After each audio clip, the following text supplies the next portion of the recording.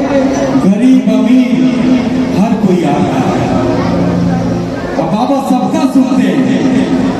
कोई पढ़ने वाला आ रहा है कि मेरा परीक्षा में पास हो जाए, टॉप हो जाए, कोई नौकरी में प्रमोशन चाह रहा है, कोई नौकरी चाह रहा है, किसी का बिजनेस बढ़िया चले, कोई कुछ चाह रहा है, लेकिन सबका मनोकामना बाबा पूरा करते हैं। आप लोग क्या चाह रहे हैं?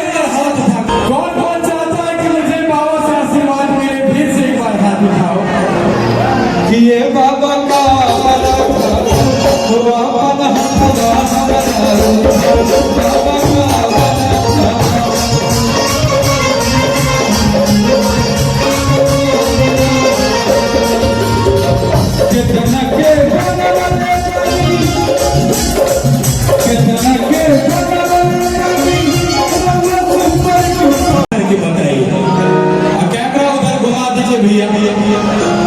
भाई लोग के लिए, लेकिन दिल से भगवान ये नहीं कहते हैं कि तुम नहा के आए हो तो क्या लेकर आए हो।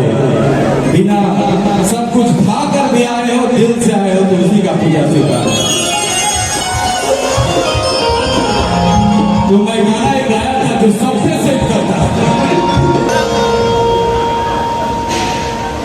अच्छा, जो बाउंड्री पे चढ़े हैं उतर जाइए। इनका कुछ प्रोटोकॉल है जी बिहार झारखंड का, इसके अनुसार से आप लोग चलिए।